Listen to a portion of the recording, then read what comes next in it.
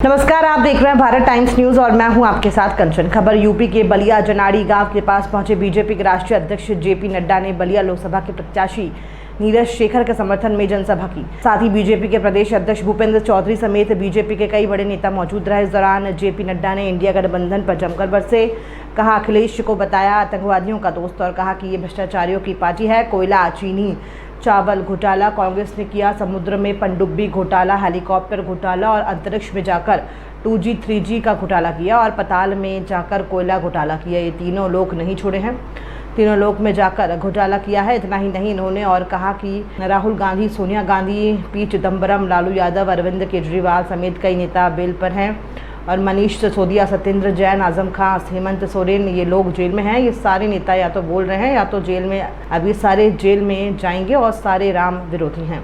जनसभा में उपस्थित लोगों को संबोधित करते हुए श्री नड्डा ने समाजवादी पार्टी और कांग्रेस की विचारधारा को स्पष्ट करते हुए कहा कि पिछड़े दलितों, आदिवासियों के समर्थक नहीं हैं। ये इनके आरक्षण पर डाका डालकर धर्म के आधार पर आरक्षण देने की बात कर रहे हैं, जबकि बाबा साहब भीमराव अंबेडकर ने भारत के संविधान में धर्म के आधार पर आरक्षण देने की बात नहीं कही है। श्री नड्डा ने अपने संबोधन में कहा कि समाजवादी सरकार में कल उत्तर प्रदेश एक बीमार राज्य था, आज उत्तर प्रदेश अग्रणी राज्य बनकर आगे खड़ा है। पूर्णमासी को नमन करने का आनंद तब तक नहीं आता जब तक कि अमावस्या की अंधेरी रात ना देखी हो।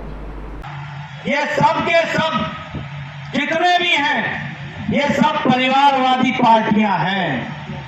इनके परिवारवादी पार्टी से मेरा मतलब है कि अगर बाप अध्यक्ष है तो बेटा पार्लियामेंट्री बोर्ड का सेक्रेटरी है। परिवारवादी से मेरा मतलब यह है कि परिवार के लोग ही इसके कार्यकारिणी के और इसके डिसीजन मेकर एग्जीक्यूटिव के सदस्य हैं।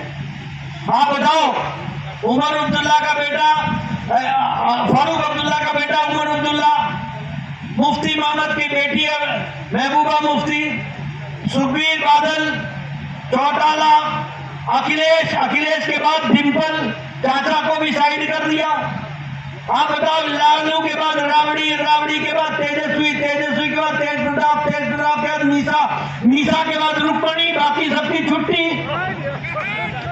आप बताइए, ममता के बाद अभिषेक, आप बताइए केसीआर के बाद केटीआर के बाद कविता, आप बताइए करुणानिधि के बाद स्टालिन के बाद उदयनिधि स्टालिन, आप बताइए सुप्रिया सुले, शरद पवार के बाद सुप्रिया सुले, और आप बताइए उद्धव ठाकरे के बाद आदित्य ठाकरे।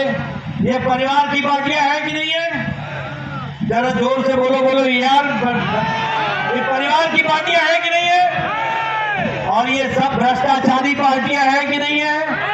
सब भ्रष्टाचारी है कि नहीं है? मोदी जी बोलते हैं भ्रष्टाचार मिटाओ, ये बोलते हैं भ्रष्टाचारियों को बचाओ।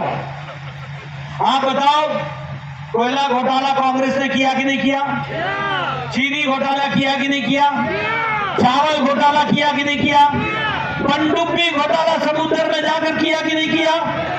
हेलीकॉप्टर का घोटाला किया कि नहीं किया वायु में?